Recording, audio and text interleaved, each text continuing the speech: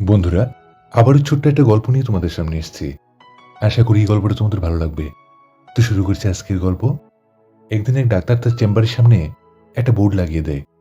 তাতে লেখা ছিল, যদি আমি আপনার রোগ সারিয়ে তুলতে পারি তাহলে আপনাকে কেবল ১,০০০ টাকা দিতে হবে।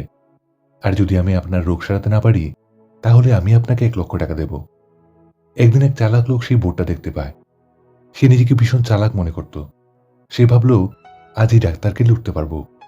সেই লোকটা ডাক্তারের চেম্বারে গেল। বলল, ডাক্তারবাবু, আমার মুখের স্বাদ চলে গেছে। খাবারের কোনো স্বাদই আমি পাই না।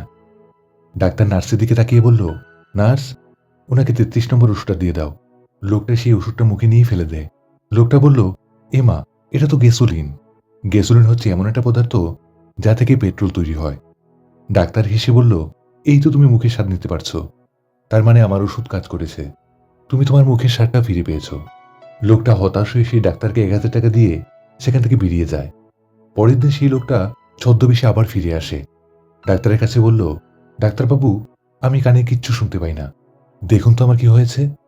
ডাক্তারবাবু নার্সের দিকে তাকিয়ে বলল, নার্স, ওনাকে ৩৩ নম্বর ওষুধটা দিয়ে দাও।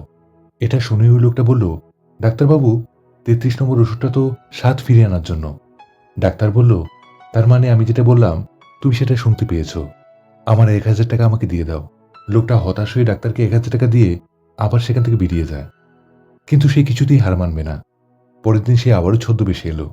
এবার সে অন্ধলোকের বেশ ধরে এলো। সে ডাক্তারকে বলল, ডাক্তারবাবু, আমি কিচ্ছু দেখতে পাই না।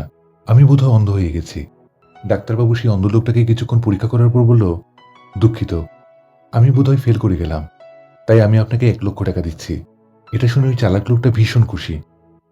এবার ডাক্তার কেবল ১০ টাকার একটা চেক কেটে ওই লোকটাকে দিয়ে দেয়। লোকটা যে চেকের মধ্যে লেখা ১০ টাকা দেখল, রেগে বলল, এমা, এটা কি অসভ্যতা! আপনি ১০ টাকা কেন লিখলেন? ডাক্তার এটা শুনে বলল, তুমি তো দিব্যি দেখতে পাচ্ছ। তোমার চোখ তো ভালো হয়ে গেছে। আবারও সেই লোকটা ডাক্তারকে ১,০০০ টাকা দিল। গল্পটা কিন্তু ছোট্ট এবং ফানি হতে পারে। এই গল্পটাও কিন্তু অনেক কিছু শিখিয়ে গেল।